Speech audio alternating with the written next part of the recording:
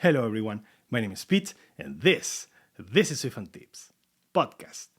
In today's episode, we will remember a series from the 80s called Pete and Pete. Do you remember that series from Nickelodeon? If you're household as me, please leave it in the comments down below. Why's that? Well, because today we have a special guest, Peter Friese. Peter is an advocate engineer at Google and he is promoting Firebase. Firebase is a tool that many of the iOS engineers may know. It is a platform, a cloud environment that you can use to develop any kind of application from databases, from notifications, analytics, and more, many more. We will discuss a couple of things like what is an advocate engineer in the first place, how he become an passionate about iOS, and of course, we will talk in deep about Firebase. And we have a specific topic about Firebase and AI with Gemini. So this will be a really interesting video. And just one little thing before starting. I had some struggles with my video frame.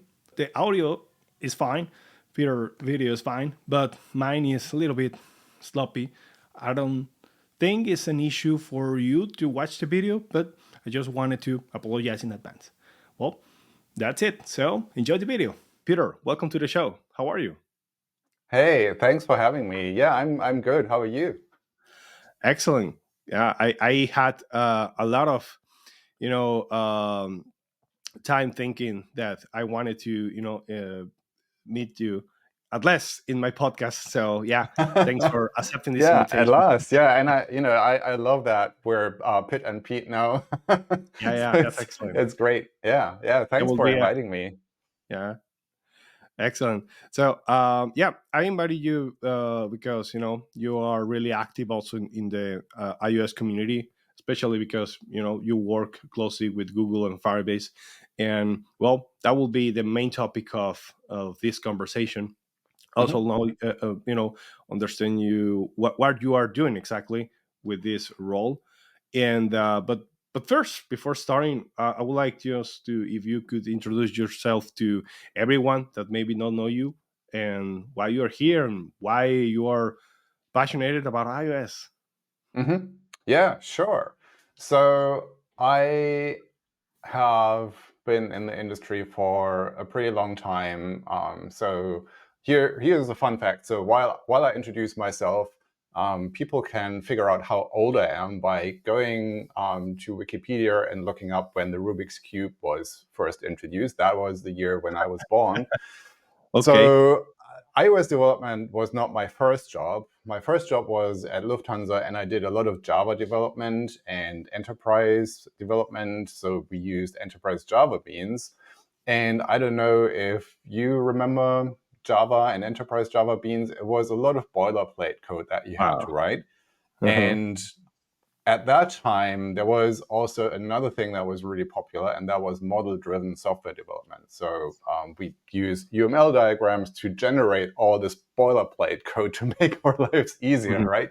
And at Yeah. one point, I joined a company where we built a text-based DSL for making it easier to write um, programming languages, if you will, to drive those generators. And at one point, I got really bored of implementing generators for generating EJBs and Java beans and all of that. And I spoke to a friend and I said, hey, the iPhone just came out. Why don't we do something more exciting? Why don't we generate iPhone apps? And he said, oh, yeah, let's do that. Mhm. So we started building a sample application, and then we built a generator for that. And we generated the software based on a textual description. And fun story, this thing is still on GitHub. So if you go to my GitHub profile and then search for which organizations I'm a part of, one of the organizations is called Applause, like clapping your hands. And that is this open source code generator that we built. And if you look at the syntax, it looks somewhat similar to Swift UI, right? So it's not exactly like Swift UI, but it's similar in the sense that we use this declarative approach to Mm. describing how applications look like. So that was my first foray into iOS development. I forgot which year that was, probably 2009-ish or something like that. And ever since then, I've done a lot of iOS development on and off, mostly at companies for implementing apps for clients. And ever since I joined Google as a means to show the APIs and the SDKs that we work and demonstrate how to use them to developers. So I'm in this really cool situation to be one of the few people at Google who work on iOS. And that gives me an unfair advantage because a lot of people know, oh, if I have an iOS question, then there is a small number of people that you can go to. And so people very often will come to me to ask for advice. And that is a good position to be in. Wow. You were using the competitor technologies in Google. So Yeah. Well, I mean, Following whenever I go and present at a conference and then people see me using an iPhone, they're oftentimes people will be really surprised and they'll ask, oh, I thought you work at Google. Don't you have to use an Android phone? And I do have an Android phone. And on the teams I worked at before, we did a lot of dog fooding. So I had a lot of early devices. Early Android devices, both regular phones and watches. But Google actually is one of the biggest developers on the App Store. So if you go and look at the number of apps that Google has on the App Store, it's a very surprising number. And we have a large developer community inside of Google who work on iOS apps. And there is even, teams who focus exclusively on building the infrastructure for those other teams to enable them and making sure that they can be productive. So it's not, it is, I guess it's somewhat of a competitive technology, but it's a platform that we need to be on, and that is why we support it. And the same goes for Firebase, obviously. Okay, yeah, and Firebase has a lot. Maybe there are people that are recently using Firebase. Maybe some others don't even know it. But before starting with Firebase, because I have a lot of questions for that, I know that today nowadays you are an advocate engineer. I'm curious. I mean, I googled the answer, but I would like to from you to tell us what is the difference between a software developer, an advocate developer. It's the same. Are you coding actually something, or I don't know? Yeah. Yeah, sure. Yeah. So, funny enough, I just listened to a podcast. It's the Co-Recursive podcast. I can really recommend it. It's absolutely fantastic. And in the most recent episode, the host was being interviewed by two other people, and he posted this episode on his own podcast. And he talked about developer relations as well, because that is something that he went into. And the thing that he said was, developer relations is this really weird job that has so many dimensions, and it's really hard to grasp because it really is what you make it. And so let me tell you what it looks like from my position. So whenever I try to explain what my job is, I first tell people that I act as a two-way communication channel between the teams inside of Google, the product and engineering teams, and the outside developers who want to or need to use our technology. So on the one hand, I want to tell them about the new things that we build and the amazing new features, but in a realistic way. And I don't want to oversell this. So I'm not a marketing person. I'm not, trying to convince somebody that they absolutely must use our product because everything else, sucks or is bad or whatever. I try to be, realistic and open-minded and tell people, where the limitations are. But on the other hand, my role is to listen to people and hear about how they use our technology, what's working well, what's not working well, what's missing, and where they are frustrated. And it's my role to then take that feedback, go back to our engineering teams and make them feel the empathy, feel the pain, if you will. So I go to meet with people at conferences, and then they tell me, this really doesn't work and it's a bad experience. And I'll go back to the engineering teams and I'll tell them, hey, this is a bad user experience. We really need to do something about it. Okay. Can you find some time to do it? Or sometimes I might even implement it myself. And that comes back to your original question, do you still code? And the answer is yes. So on the iOS SDK for Firebase, I implemented a couple of features. So for example, if you look at the repository, there are a couple of packages that introduce combined support for Firebase. That was me. Nice. And there are a couple of things in Firestore that I worked on, and a couple of smaller things here and there. I also implemented the original Swift SDK for the Google Gemini LLM. So the very first Swift SDK, that was mostly me.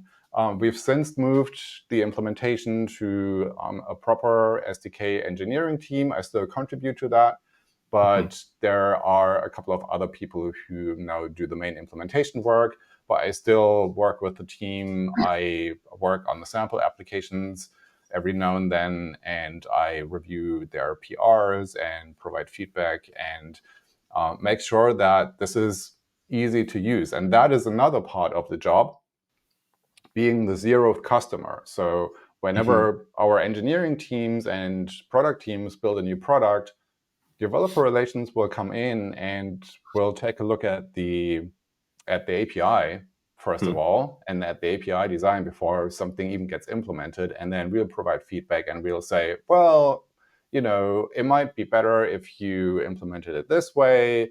Or, for example, recently we started working on adding vector support to Firestore so that you can support or store your vector embeddings.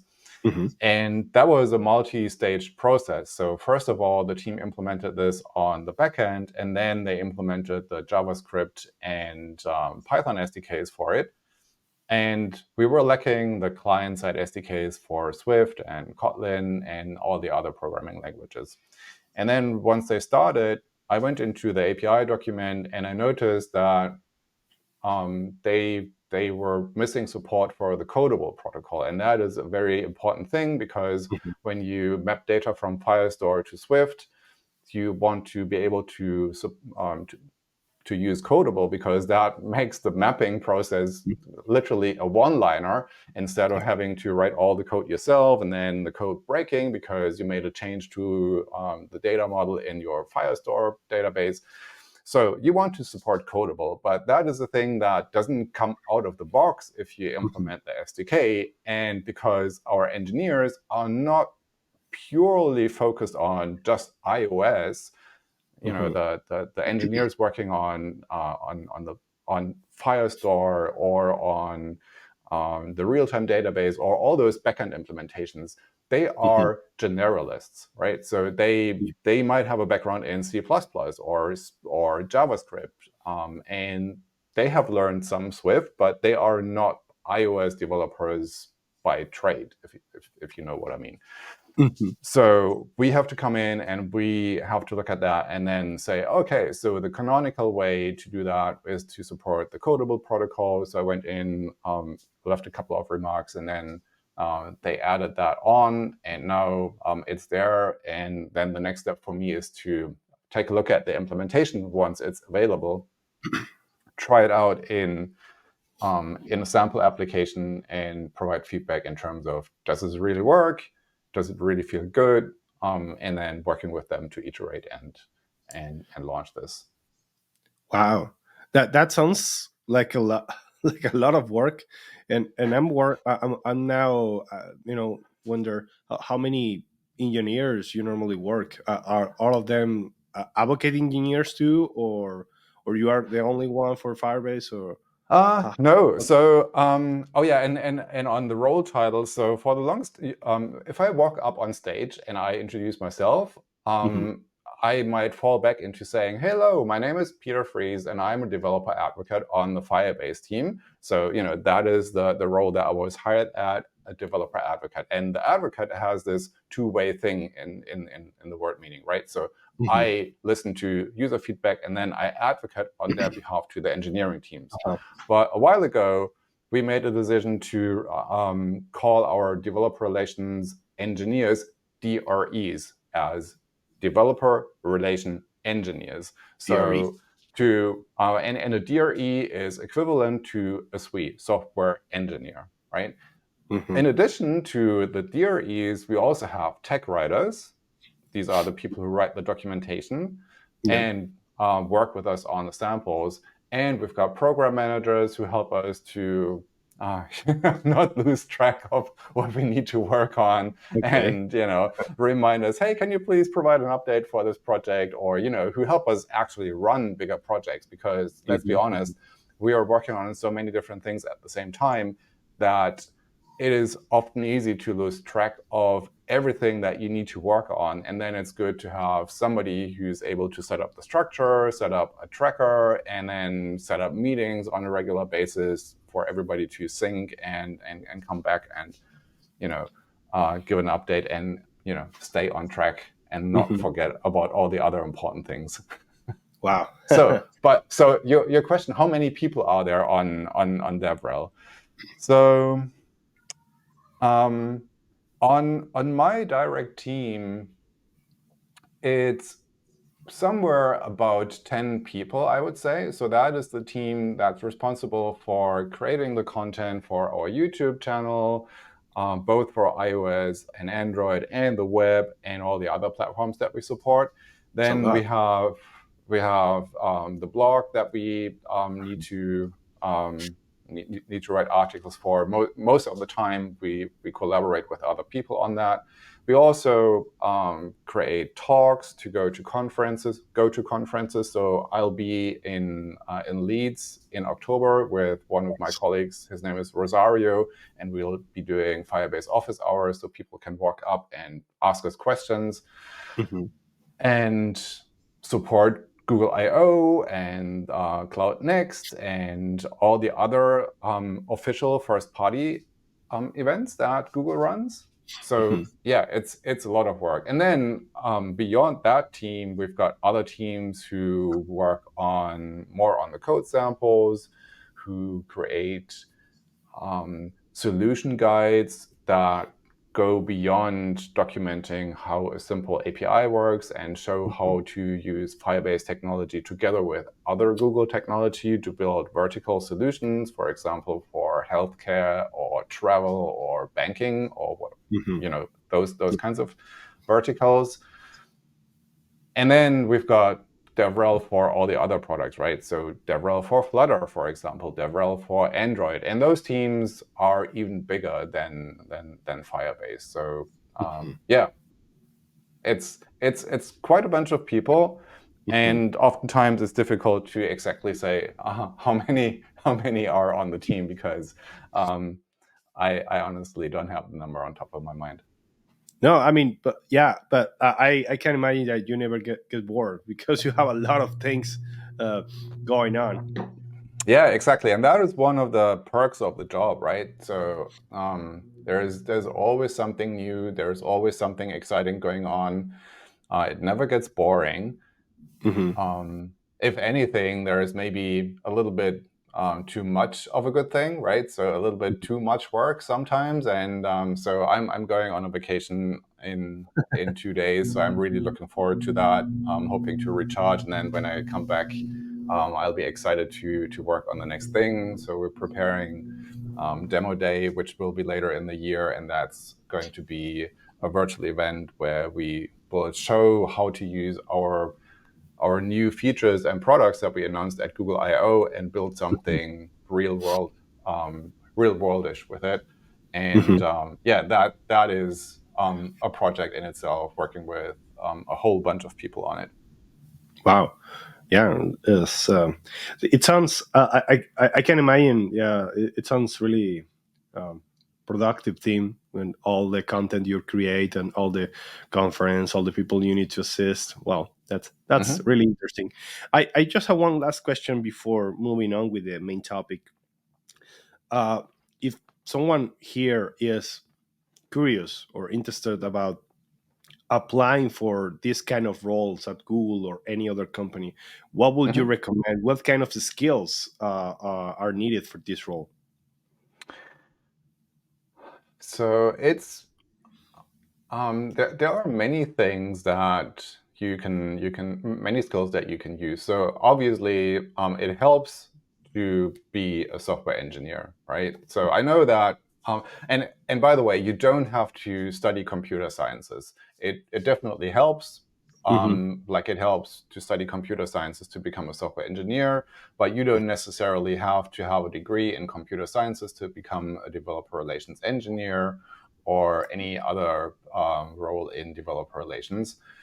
But it certainly helps to have good coding skills and be able to talk with other developers about code, because that is literally what you do, right? So you read a lot of code, and then you try to make sense of that, and you look at the code that the engineering team produces, and then you're like, okay, how can I use that code, and then how can I um, build it into something that I can share with other people and teach them how to use this code to build something that they want. Because, ultimately we're here to empower people to build products and tools that solve their problems or make them successful. So that is our ultimate goal. So coding.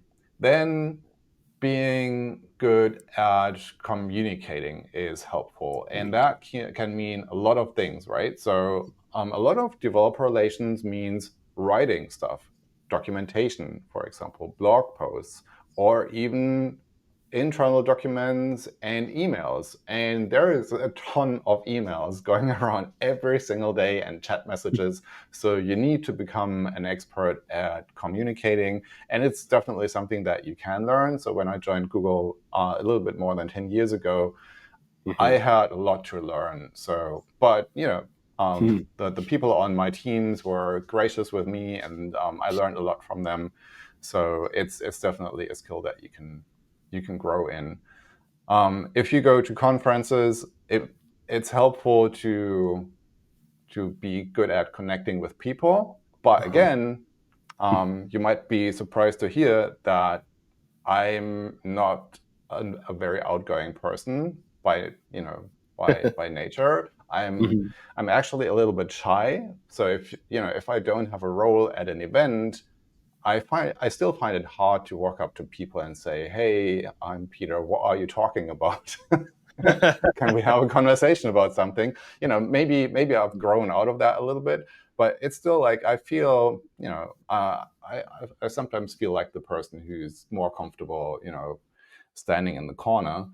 Um, and again, that is one of the benefits of my job. I can switch, right? So if I have used up my social battery by going to events, I can go back home and look into my monitor and build stuff. And then when I get bored by that, I can go to a conference and meet people, and that's cool. Yeah, so I think these are the main skills. You need to have some coding skills, good communication skills, enjoying being around other people and listening to them, feeling their pain and relaying that to other people. I think, yeah, if you hate other people, probably don't get into developer relations. Yeah, I can feel it because I'm also introvert. I consider introvert because I need to recharge my battery. Here Mhm. alone with my work, and some people ask me, "Hey, but you're engineering manager. You have a podcast. You're doing things. What are you talking about?" And it's like I don't know.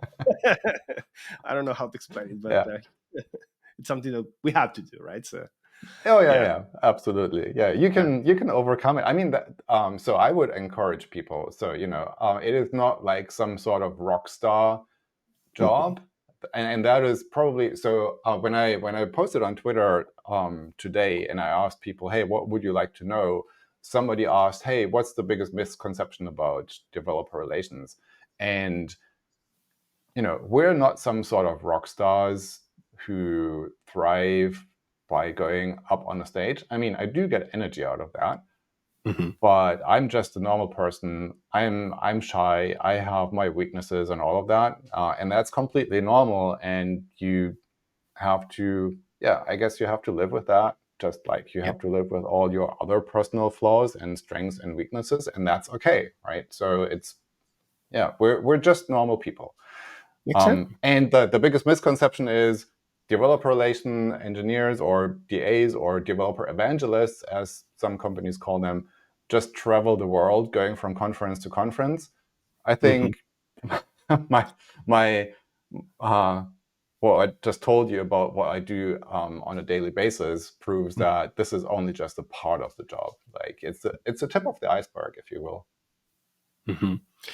Yeah. So there are a lot of things like when someone is watching you on YouTube or at conferences that, oh, this guy has superpowers because he can speak publicly, have do things. But yeah, at the end, it's like we are humans, right? So we have Yeah. strengths or weaknesses, but at the end, it's like if how can become that weaknesses into something that could motivate or improve my other skills. So yeah, Yeah, absolutely.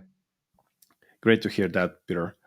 Okay, so now the main question of this podcast: what is Firebase? Because we have to talk about it a little bit, right? And there are a lot of now people talking, and when we need to, I don't know, let's say setting up push notifications or messaging systems or storing in the cloud, Firebase or analytics, Firebase is always in the table for many people deciding which technologies to use. But Mhm. what is exactly? Would you explain us for those people that are not familiar with Firebase?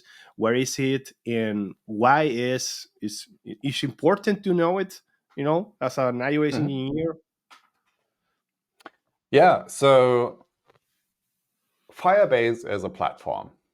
Mhm, I think that is the key takeaway you need to keep in mind. It's a platform. It's not just a database or just a crash analytics tool. It is a platform, and it has about 20 products in the platform. And those products are all products that you typically use in smaller and bigger applications to build and run those applications and to grow your business. mhm, So, yeah, and some of those products, for example, are Crashlytics, which helps you to track crashes and figure out how many of your users are running into the same crash and how you can potentially fix that. Or our database products like the real-time database or Firestore, or just newly announced at Google I/O, Firebase Data Connect. We have other things like remote config, which helps you to remotely modify your application by turning on and off feature flags or by running A/B tests. We have things like app hosting and Firebase hosting to host your websites and your mobile applications or your web applications.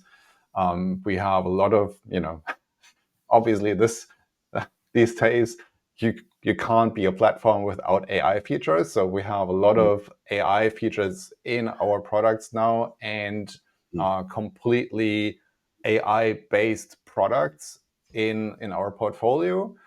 So yeah, there is a lot, and I've probably forgotten. Let me see. What I've forgotten. Oh yeah, Cloud Functions. How could I? So Cloud Functions, for example, mhm, is a product to build features that run on the backend without having to set up a server yourself and having to manage the server, mhm, scaling it yourself. We do all of that for you. So it's a great way to put functionality into the backend with very little effort. What else? Storage. So if you want to upload images or videos and things like that, that's something that's super useful. Oh, and authentication, of course. I mean, most applications need authentication, and that is one of our core products as well, and plenty of other products. So yeah, I guess if you build an application and you have any of those needs, then chances are that Firebase has some sort of support for that. And even if we don't have support for that, one of the other key takeaways that I'd like people who are listening or watching to take away from our conversation here is Firebase is based on Google Cloud. And actually, every Firebase project is a Google Cloud project. So that means if you have a Firebase project, you have a cloud project, and if you need something that Firebase doesn't support, then you can definitely go to Google Cloud, go to the Cloud Console for your project with the same project ID, and then you have access to all the hundreds of cloud products that are there, and you can tap into anything that Google Cloud offers. And even if you don't want to do that, you can connect to any other service as well, and that is something that we support out of the box. We have something called Firebase Extensions. That is an integration platform that makes it easy for other developers to say, well, let's say I have a shipping service, and I want it to be easy for people to compute how expensive it's going to be to ship a parcel with some goods in it from Hamburg to, I don't know, to San Francisco, for example. And then you can use their Firebase extension to connect from your application to their service, which makes it really easy for you to integrate with their service without having to dig deep into understanding how their service is implemented, how you call their APIs, and so on and so forth. So that is our integration platform there. But you can also just make direct calls to other platforms, right? So I know of a lot of people who started out on AWS and didn't want to migrate. They still have services running on AWS. You can definitely call out from Firebase to AWS and any other platform, and have multi-cloud, multi-platform projects. I have one of the questions I had is that what should I choose Firebase over other technologies like AWS or Microsoft Azure or any other? Mm-hmm. So what will you say are the differentiators with against others? Yeah, so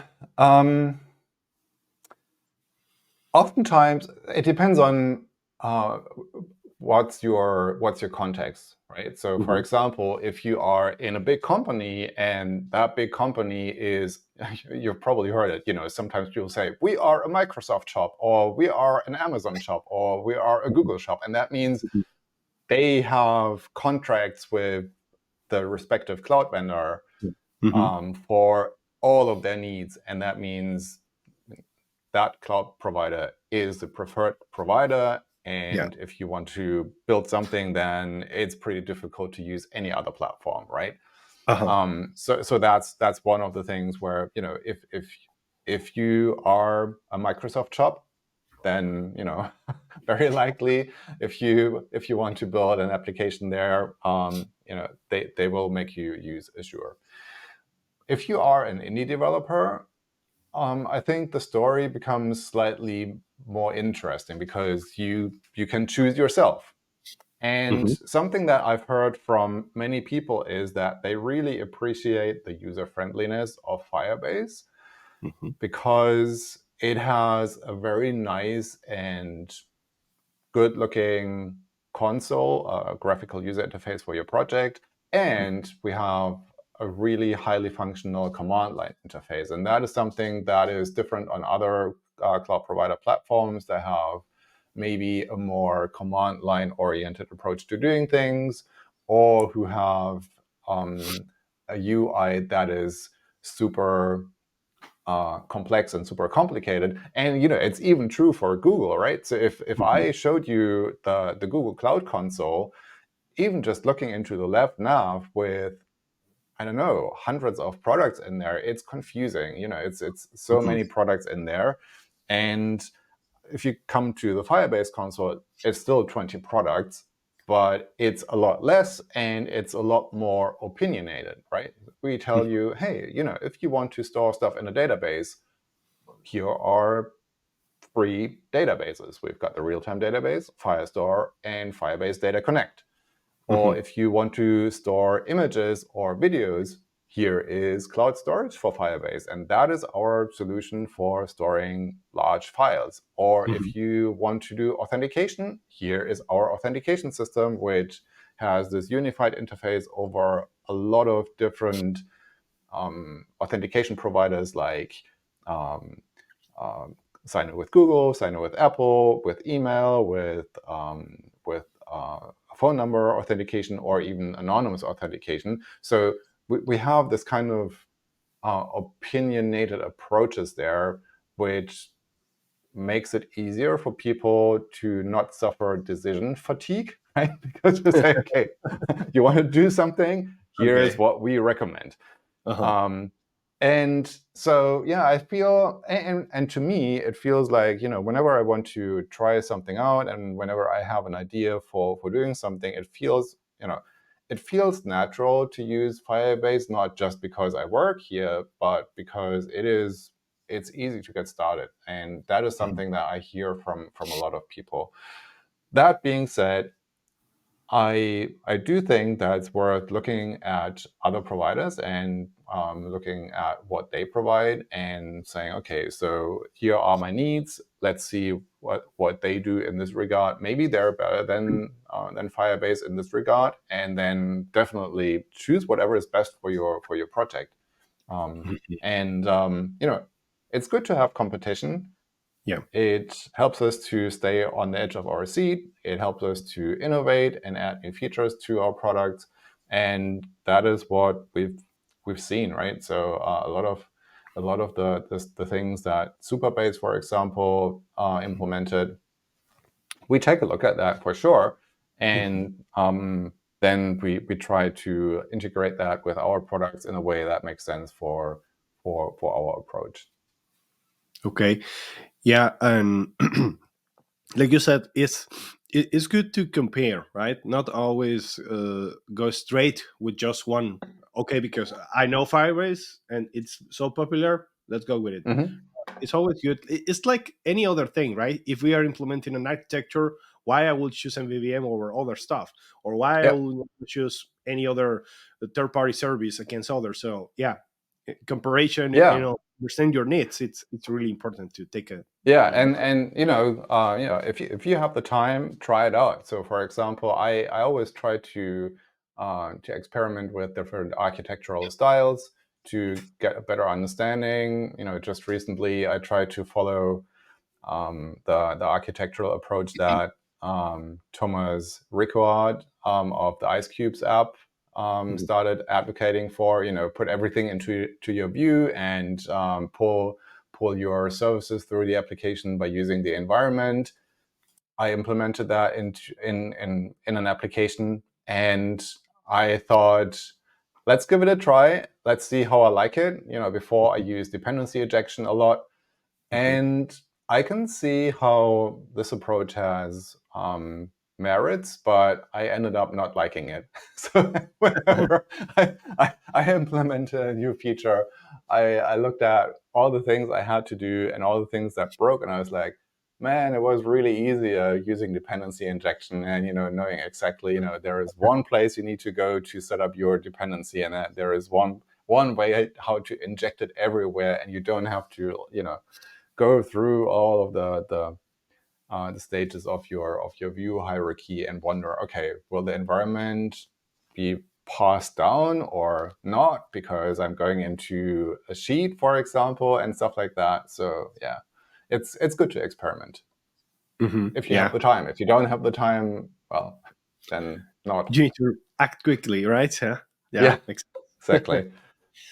Okay, and let's say that I already choose Firebase as my option, right?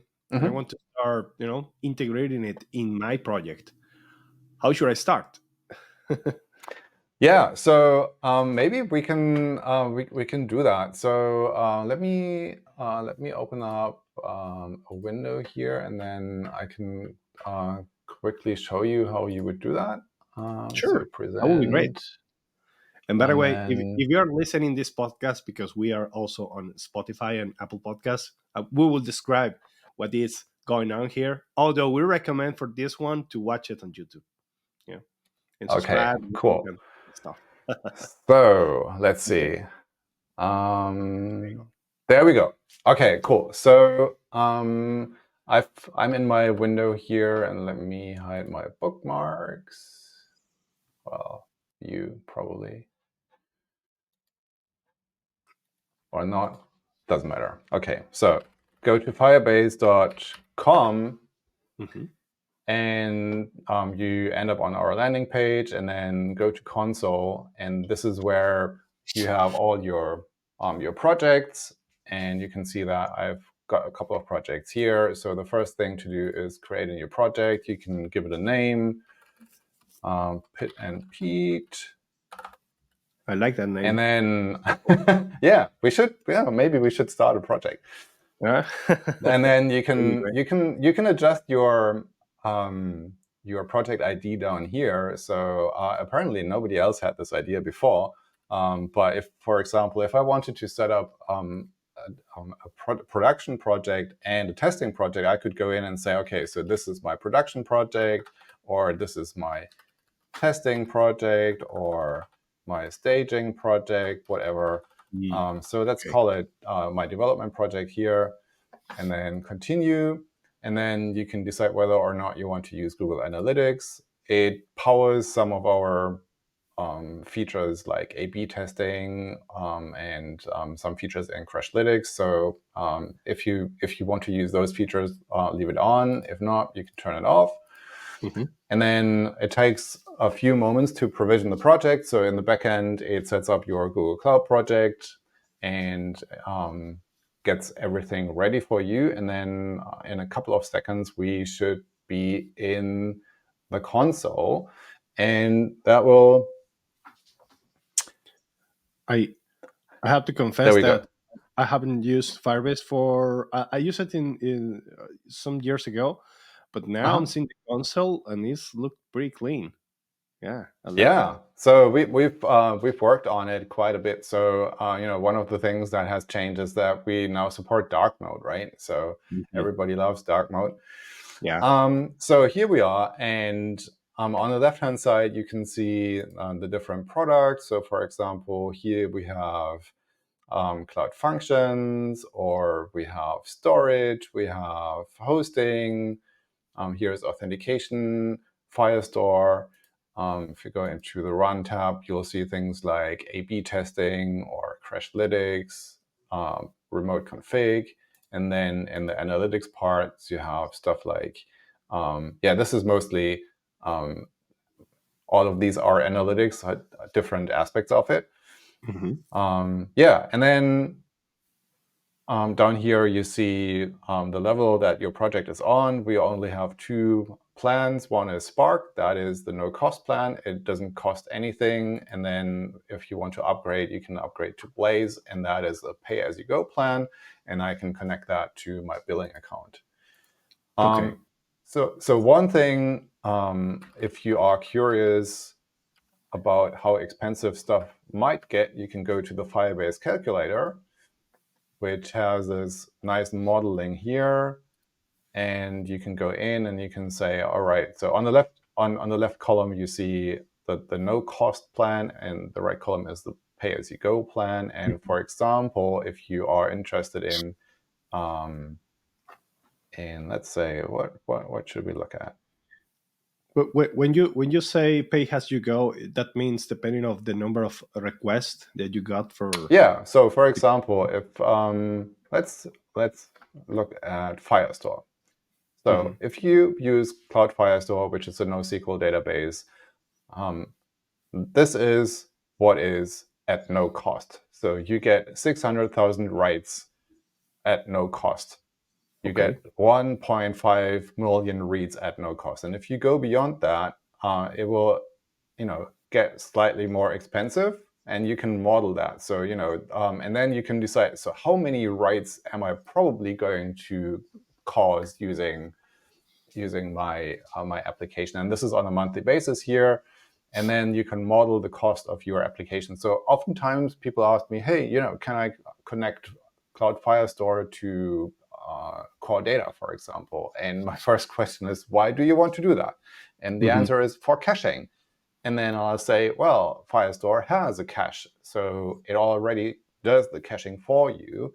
And then it turns out people want to save costs. And my next question would be, well, how many document reads and writes do you think you'll get in a month? And put this into the calculator and figure out if the cost that you have actually is worth the pain of implementing your own synchronization between Cloud Firestore and core data, right? So, and usually it's not. And to be honest, once you have so many users that you have, you actually need to start paying for it, that's probably a good problem to have, right? Because many users mean that you can probably charge them something, right? And then, that's probably the moment when you should implement a subscription into your app. All right. I have one question about the pricing. Sure. If you are in the free plan, and but let's say you got the maximum amount of requests or writes or reads into the current plan, what will happen there? Are you gonna stop? How can I call it? Receiving requests for your service, or it will be transferring to the Blaze plan, the paid plan? No, so it will not upgrade to the Blaze plan, because that would require that we somehow were able to guess your billing instrument, which we Okay. can't.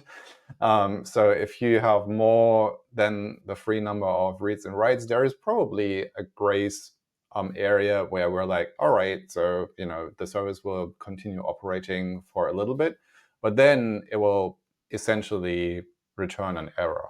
So you get an error back, and then that's the moment when your users might start complaining, and that's when you realize, oh, maybe I need to switch to the Blaze plan. Okay, but you got that notifications from Firebase saying, "Hey, So there'll be a notification. Yeah. Okay, that's good. Great. Cool. So, and then when you want to connect your application here, then you go into this area here. And so let's actually do that. I'm oh, not that one. Let's go here, and then let's create a new project. Here we go. So let's create an iOS app, Pete and Pit and Pete.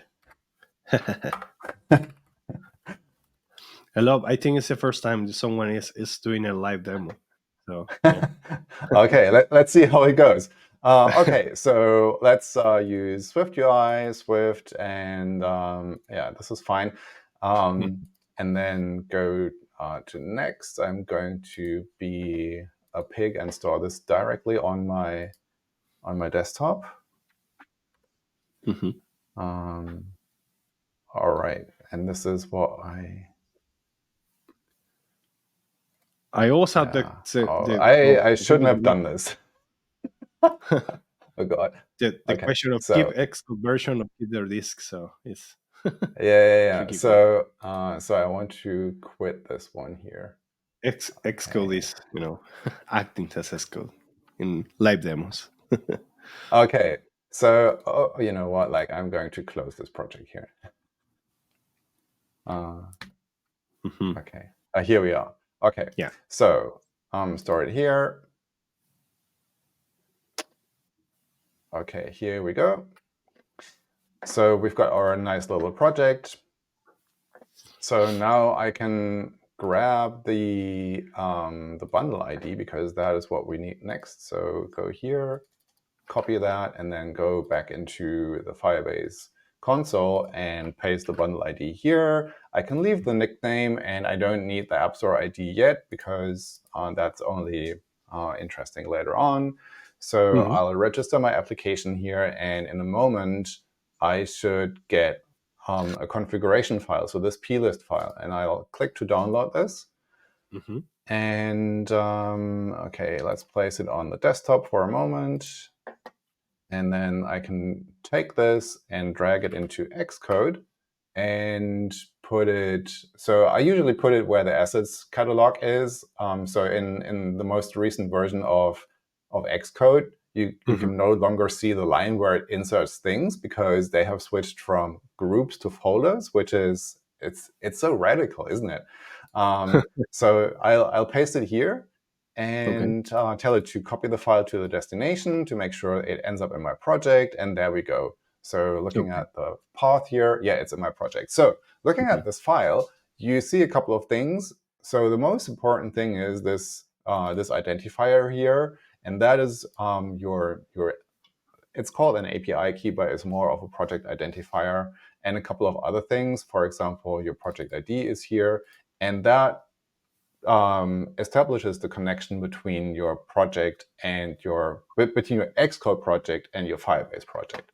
So now, coming back to the console, next step, it tells you, hey, if you use the Swift package manager, here is the package that you want to put into your application. So go back here, say we want to add a package dependency, paste the thing that we copied into this into the search bar, and then we can already see the README file, add the package, and now it needs to download the package and a couple of dependencies, which might take a moment because, as I said, 20 products. So they're all in the SDK. Are all of them necessary? Let's say that I just want specific needs, or let's say a database. It is required to download all the package anyway. So you will only integrate the specific features into your application, but it downloads the entire SDK. And so here you can actually see that, right? So I see all the different products, and then I can choose which one of them I want to use, right? So let's say we want to use Firestore. I can say, well, I want to add that library to this target here. And auth is also a nice one. So add it here and then add package, and that's it. So now it will resolve the packages. And if you look at the target configuration, you can see that in the overview, in a general tab, it added the libraries here. So if later on I decide, oh, you know what, I also want to use Cloud Functions, I can go in and say, okay, so where are my functions? And then boom, there you are. And now you have access to Cloud Functions. Great. Okay, so we've added the SDK. Next step is add the initialization code. So there are two ways to do this. And this is the more correct way to do this, to use a UI application delegate. Because for Firebase Cloud Messaging, we need to do some swizzling to inject ourselves in the application launch process to make sure that we can receive notifications in the background. If we didn't do that, we would have to ask the developers to implement this initialization code themselves. And back then we thought, oh, that's going to be a lot of work. People will not like that. So we decided to use swizzling and do this kind of like magically in the background. And that is why you need to have an application delegate, because that is what we're looking for. But if you don't use Firebase Cloud Messaging, you can just go in and say, well, you know what, I just use Cloud Firestore, for example, and then you can go into your, and sorry, I'm a 2 spaces indent guy. So you have your initializer here, and then Firebase app.configure, and of course you also need to import Firebase here, and that should be it. So now, when you launch this application,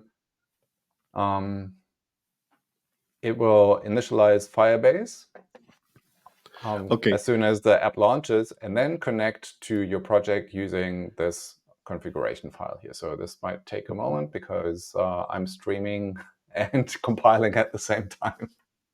No problem. Could you go back to the what is the recommended with app delegate in the Yeah, web? this one. Yeah. Yeah. So So okay. so Uh, basically, if you wanted to do that, I mean, let's do it. So I'll copy this and mhm. then I'll put it here. Um, Is there any oops. Oh, concern it if wants to run on my phone. okay? Is there any concern if you want to? I mean, not use an app delegate and just go straight from the init?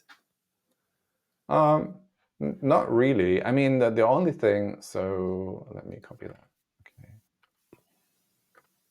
I always forget where to put it like this. Okay. So there is no real concern.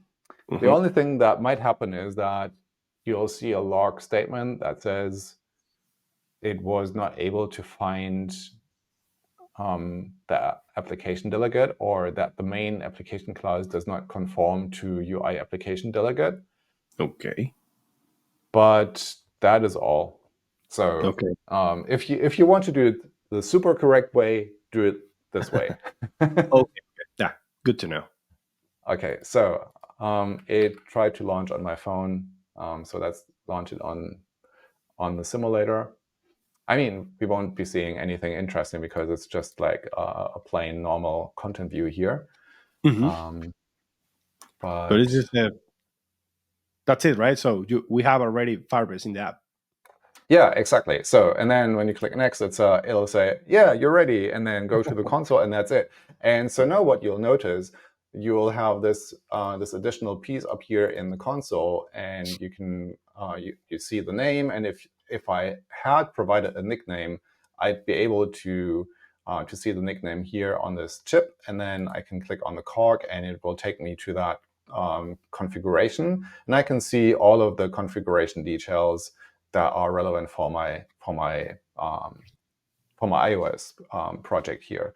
So one thing to keep in mind: let's assume that we build an application and we also want to have an Android application, Hmm. or maybe even a web application. You can put all of these into the same Firebase project. So what you would do is you would go back to the main console page and then click here on this Add App button, and then you would pick Android, for example, and then you go through the same flow. You provide your package name and then your SHA-1, Hmm. and then register your application, and then you get a different configuration file that you put into your Android project.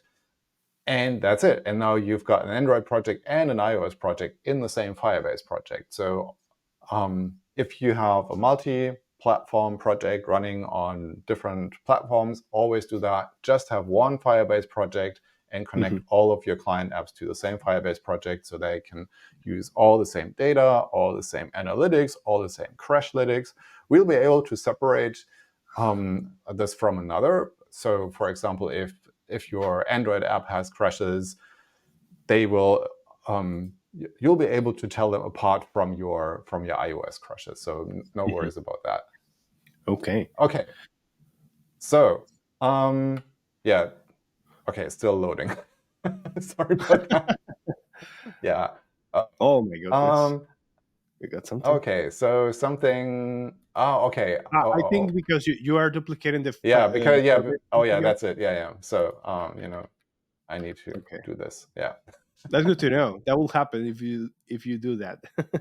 Yeah. Okay. So for people listening, what happened was, because I also added the application delegate-based initialization, I had a duplicate call to firebase app.configure.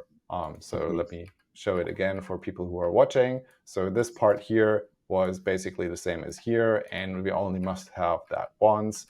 So remove one or the other, and then we're fine, right?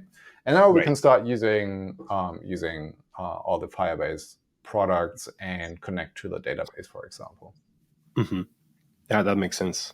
I saw something. If you go back to the Firebase console, Yep. I saw something really interesting. Gemini Mm-hmm. in Firebase. Could you tell Yeah. us a little bit more about what's that? Yeah. So Gemini and Firebase is essentially the Gemini chatbot in your Firebase console. So you can go in and say, hey, well, I want to learn something. I want to understand how I can do something, and then you can just talk to it. So when I click on try now, it will welcome me into this chat window here, and it says there is a promotional period until the end of September. During that period, access to Gemini and Firebase will be at no cost. And then I can click on get started. And now I can ask me anything about Firebase, it says. So ask me anything about Firebase. Let's have a look. How can I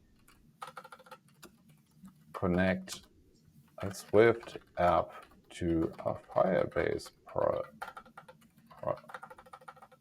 project? And then hopefully it will tell us what I just showed you. Okay, so it says, well, create a Firebase project, add Firebase to your iOS project. And so it knows that you can use both the Swift Package Manager or CocoaPods. So for CocoaPods, it will even give you the command line you need to use in order to install the pods. Then it walks you through how to register your app in the Firebase console, to download the configuration file, and how to configure your project. So why is it not scrolling here? I don't know. I assume this is still in beta. It's still in beta. Oh, expand. That's why. Okay. There you go. But maybe. But not scrolling. Okay. So good feedback for our designers to make sure that this also works on smaller screens. Okay, but I think what's happening here is that it shows the code that we have to paste. So now I probably have to reload the screen. Okay. Yeah, I can click here to go back. Let's try something else. So for example, how can I use Firestore, for example? Yeah, how can I use Firestore? Yeah. Okay. So this is like an assistant, right? But is there a way to use Gemini, use it as a service for my application through Firebase? Oh. Yeah, there is. So and here you go. So it now shows us how to connect to Firestore and how to map data and all of that. So and again, sorry for. Let me see. Is this better? No. Yeah. Yeah. So I'll need to talk to the designer. So our call was already useful because now I can channel the feedback. Yeah. Sure. No problem. So about talking to Gemini, there are a couple of ways how you can do it. So if you go to ai.google.dev, for example, typing not my strength today. You will see our landing page for the Google AI SDK for Gemini. And if you look at the code that we show here, there is a code example for Swift. And let's go here and go into the AI Studio, for example. And then let's see if this is something that's useful. No, let's start a new thing. So create a new prompt. Type something. So let's create a prompt, and let's say you are an expert Swift developer and answer all my questions about Swift development. And let me hide that part here. Okay. And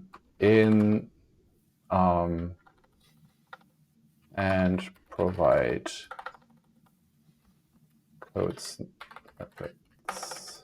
Okay, so we can now run this, and then it says, well, okay, so you need to actually ask me something, right? So because that was just like the initial prompt here, so we could provide more questions like Let's say how to use Yeah. actors in Swift. How can I use actors in Swift? Yeah. Okay, let's run this. Okay, so now it starts. Well, it has a very lengthy explanation of how to do that. Let's see. Define an actor. Yeah, this looks good. Accessing the actor. Yeah, this looks really good. It uses the bank account example. Okay, cool. So let's say we're happy with our prompt, and then we can go in and say, get me the code, because we're lazy people and we don't want to type. So I can switch this to give me the Swift code for this, and then it says, well, here is the code that you need to put into your app in order to use this. It also says, hey, here is the package that you need to add to your app in order to do this. And so the interesting bit is this one here, where you basically say, instantiate the generative model, specify the name of the model I want to use. In this case, we use Gemini 1.5 Flash. And then we can start a chat, because this was a chat, right? So if we don't want to use a chat, we need to build a different prompt here. But this one here starts a chat. It sends in what the user said. And in this case, because we already have the answer from the model, it also includes the answer in this thing here. So if I went in and deleted that like this, and then got the code, it would just include the user's message here, right? And then here's where you send the chat message, and then use try away to wait for it, and then you can display it. So this is the most straightforward way to make a call to Gemini. I will say one thing though, and it's already also included in the code snippet here. So in line 15 here, it says, don't check your API key into source control. And now all the alarm bells should be ringing for people, because if you of course, you shouldn't be checking in your API key into your repository, because then other people might, if they clone your repository, they might find it, and then they can use your API key. Yeah. But even if you just put it into your application, that also means that it's not in your application, and people can download your application and then open your application in a binary editor, in a hex editor, and then find your API key, because they look, they look very identifiable, and then they can use your API key to hammer your billing account, essentially, right? So they can make a lot of calls and cost you a lot of money. So that's not good. And this is why we said, well, instead of, this is obviously very easy to get started, but we recommend using it for prototyping and research only. But if you want to build an application that you actually ship to users, you should use a different approach. And that different approach is, if you go back into your console, there is a thing called the Vertex AI and Firebase SDK.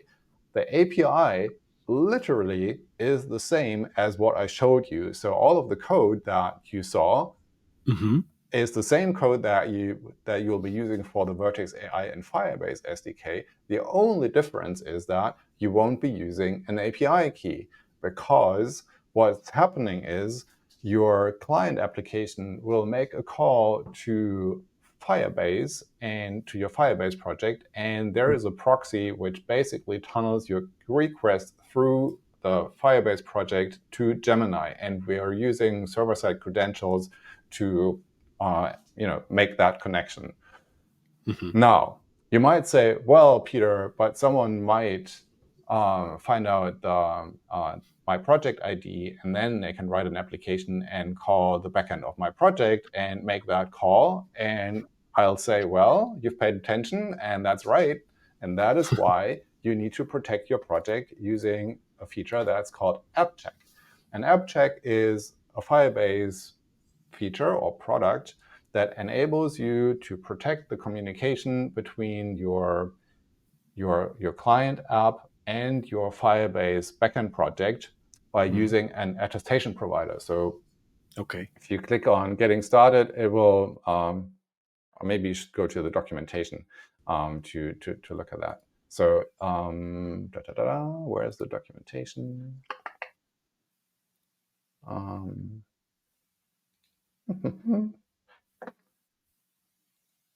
Let's see. App check. View the docs. There we go.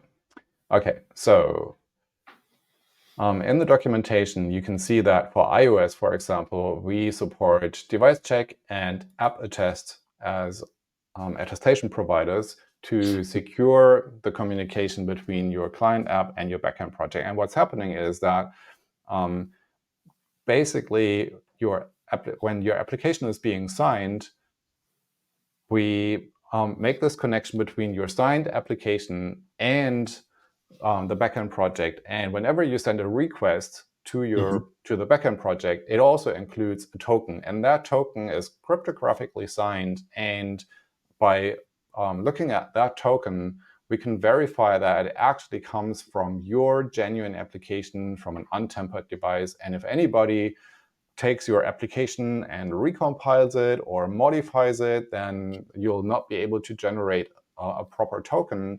And we'll be able to say, well, sorry, but this is a hacked application, or somebody's trying to use a curl command to access the backend.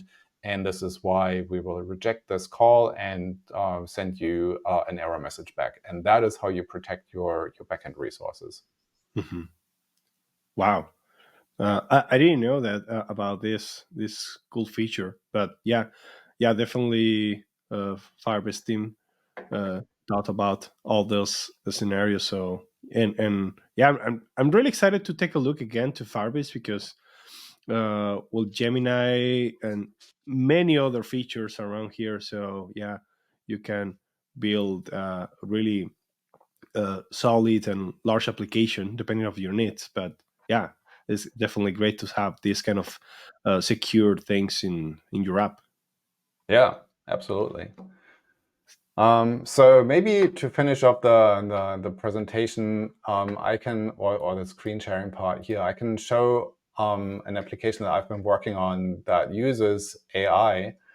So it is a knowledge base application. So let's see if I pray to the demo gods and if this works. So I'll share my screen here. Yeah, we can see it. So it's called Sophia, and if you go in, you'll see it's a typical read it later app. Mm-hmm. So yesterday I was reading this really cool article by Rudrang, who shows how to connect the cursor IDE with Xcode. Mm-hmm. And as you will notice, this is a simplified formatting. So many websites have very complicated formatting, including stuff that you might not be interested in seeing. But this application removes all of that. But you can also say, well, show me the original, and then it will show you the original Wow. formatting, and you'll see that it is very different, right? So let's Mm-hmm. imagine that I am too lazy to read the entire article, so I can go in and tap on this notes button there, and then I have this magic wand, and I can click on the magic wand, and this will go and make a call to Gemini to summarize the blog post. So I think it looks like a pretty good summary here. It says, this blog post by Rudrang Griyam discusses the benefits of using Cursor, an AI-powered code editor, to streamline the development workflow for indie app developers. And then, yeah, it's a pretty good summary. Okay, Wow. so Yeah. that is one of the features of the application. Mm-hmm. And the other feature of the application is I can go in and I can chat with it, right? So, for example, I can say things like, tell me how I can connect the cursor IDE to Xcode. Let's see if it can answer. Oh, okay. Was not able to. Let's try a different one. So, Okay. um, But how? is this about the context of the articles you have, or is about anything? Yeah. So this is based on the articles that I have in this knowledge base. So Okay. let's try a different one. How can I use observable in Swift UI views? Thinking. Okay, and then it comes back with an answer, which is based on an article that I have in my knowledge base. So it says you can use the add observable macro to create classes that can be observed by Swift UI views, and then it explains how to do that. And that is based on this article I have here, which Natalia wrote a couple of days ago. And then, of course, I had to also try to integrate it with Siri. So let's see if this works. Speak to my second brain in Sophia. Do you want to use Sure. What would you like to know? How can I use observable in Swift UI views?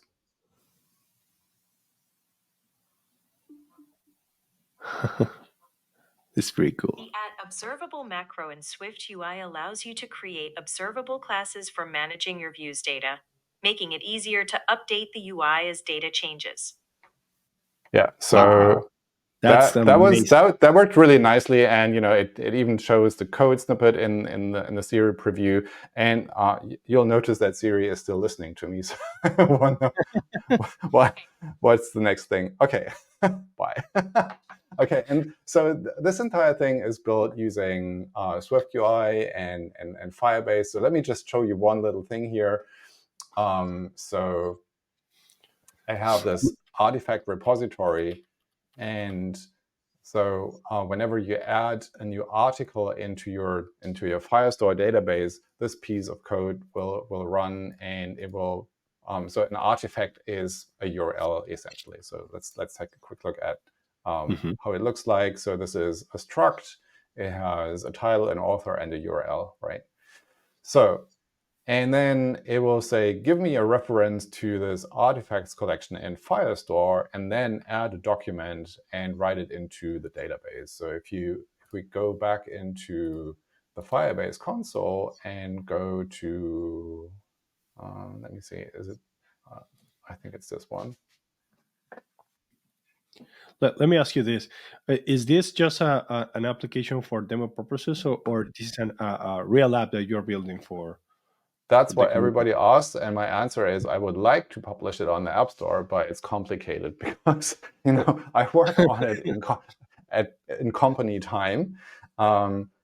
So I could publish it on the App Store, but it needed to be published under my name because we can't make it an official Google product because it's not. But once it starts to incur costs, then it becomes interesting, right? So if it because if people start using it and I have lots of data in Firestore, it might start costing money, and all the calls to Gemini, they will eventually cost money. So I might either have to pay for it myself or start asking people to pay money for the app by having a subscription. And now I'm publishing an application to the App Store that I built on company time, and I need to deal with money. So that's complicated. Okay. I haven't found a solution for that yet. But yeah, so so this is how the database looks like. So you can see that for this, we have this collection of artifacts, and we have all those documents in here. And you can see that we have excerpts, the full text of the article. We have a simplified version of it. And there is one field. Oh, it's even the article by Rootrank that I showed you. And there is one field called embeddings. Let me see if it's somewhere here. See, that is why this one is not embedded. Okay, I'll show you another one. Okay, so this one has embeddings. So if you have done any AI development, you'll have heard the name vector embeddings. And vector embeddings basically are just a large array of floating point numbers. And you can see that we've got how many?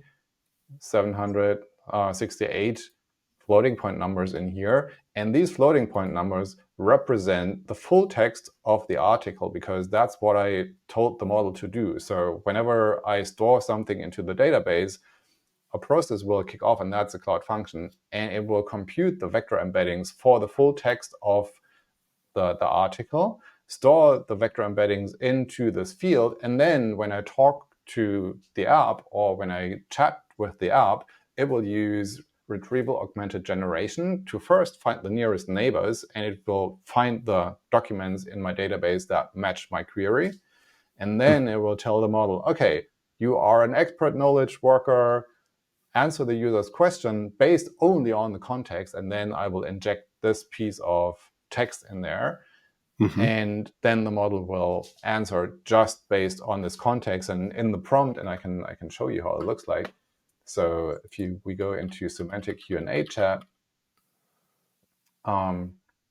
it says something, send a chat message, and then it will go to a service which will perform the request, and that request will be run on the server.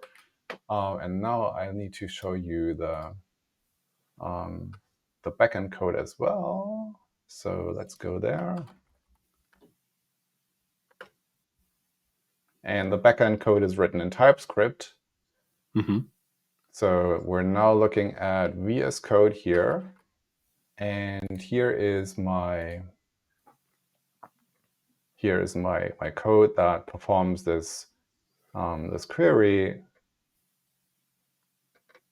So here we have the semantic Q&A prompt, and that loads a prompt file, which has the prompt in it. So it says, your name is Sophia, and you are a knowledge assistant. You were created by Peter Friese, who is a developer advocate on the Firebase team at Google.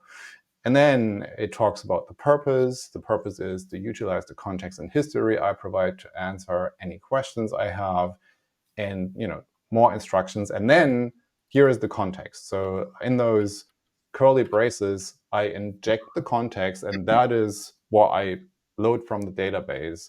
And I also provide the history. So when I have a chat conversation, it will take the history from the chat and inject it here. And then finally the user's question, and sends it to the LLM, asks it the question, and then it will send it back to my client application. So this is a full-fledged application that uses Gemini in the backend, has a cloud function to deal with the processing, and has a front end to call it. And I think this is a really nice demonstration of how to use Firebase technology to do all of that. Have something to store the data, something to process data in the background in Cloud Functions, and use an LLM to perform some AI magic in air quotes.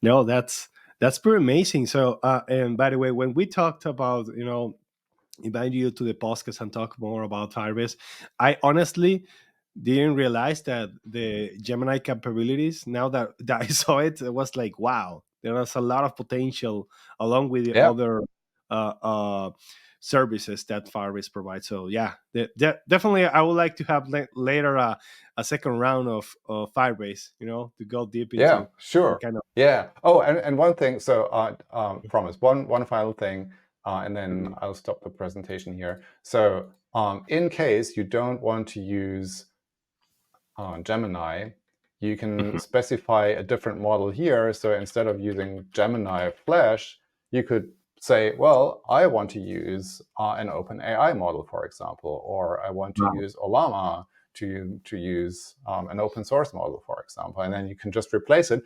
Everything else will stay the same. You don't have to change your code. And that is a big deal, because you know that all of those models, they have different APIs. You need to call them very differently. And by just being able to swap out the name of the model, you can experiment how another model fares just by replacing that and just running it. So that is, I think, a really cool feature that not enough people know about. So hopefully now. Yeah. So that means you can even experiment with multiple models in your application, right? Like, okay, I want to use ChatGPT, or today I want to use Gemini, today, etc. So yeah, that's really cool. Yeah, thanks for. I think this kind of information is really I don't know how to explain it. Really useful. So yeah, but I'm really excited now watching all the capabilities of Firebase, Gemini, and more. So thank you, Peter, for bringing this to the audience. Yeah, no worries. My pleasure. Yeah. So, okay, we are basically wrapping up this episode, Peter. Again, it was a great pleasure to having you in this podcast. But before closing, I would like just to give you maybe a minute or seconds to if you have any words for the audience or anything you'd like to share. Yeah, sure. So I think there are so I think there are two things. So one thing, as we mentioned earlier, don't be afraid to put yourself out there. If you have an idea, try it out. Don't be afraid of what people might think or say. Pitt and I have spoken at length about, feeling insecure and overcoming your fear of other humans. Just go out there, try to overcome yourself. We're all just humans, and I think if we're trying to be excellent and nice to each other, this world can be a better place. So let's try doing more of that. That is one thing. The other thing is I'm always super interested in hearing from people how they use Firebase or why they don't use Firebase. So if you have any feedback of that sort, feel free to ping me. You can either find me on Twitter or on Mastodon or on Threads. My username on all of those platforms is Peter Friese, or you can come to my website, peterfriese.dev, where all those pieces of information are also available. And then one final thing. I'll be at Swift Leads in a couple of weeks. So anybody who's there, come and find me. I will definitely have Firebase stickers and maybe some other pieces of swag as well. I'm really looking forward to meeting people there and chatting about how they use Firebase in the office hours. And I would love to see how you use Firebase or all your apps, because I'm always curious to learn from other people. Yeah, no, awesome words. Thank you, Peter, for all that you said is really important to remember that we're humans, we make mistakes. So everyone here, I think Steve Jobs has a quote about it. So everything done by technology is made by people Yeah, like you and me. So yeah. that's Everything definitely you see is made by somebody. Yeah. exactly. Yeah. And I wish you the best of luck on your leads conference. So I applied for that, but I couldn't be accepted. Too Uh, bad. Yeah. yeah. But There's I so know. many people I still want to see and connect with in person, but maybe one of the next conferences we'll make it Yeah, happen. sure.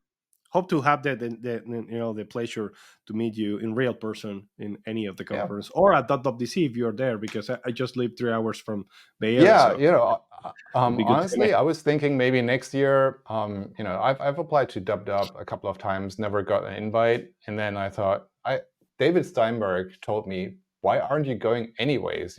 Everybody else who didn't get a ticket, they went Exactly. anyways, and then the community is hanging out. And I was like, yeah, that's a good point. We should do that next year. Yeah, there are a lot of events. I mean, this DC, I didn't get a ticket, but I was there, and because now DC just a video mostly, and is the fun part is just now in the Apple Park. I mean, just in Yeah, simple, right? But you got me. So the most important thing is just the networking and meeting with people. There yeah, are a lot of smart people in the community. So yeah, hopefully, we have an opportunity in the future. yeah. Um, but well, again, thank you, Peter. We will leave all your contact information in the description, by the way, and Sounds more good. resources that we just saw in this episode. And again, thank you everyone for watching or listening this podcast. Remember that this is just one episode of many episodes. We have other guests in the podcast that we have, talk about iOS and what they are doing. And yeah, you will find everything in the description and in my YouTube channel, of course. So that will be it for this episode. Thank you so much for your time, everyone, and have a great day.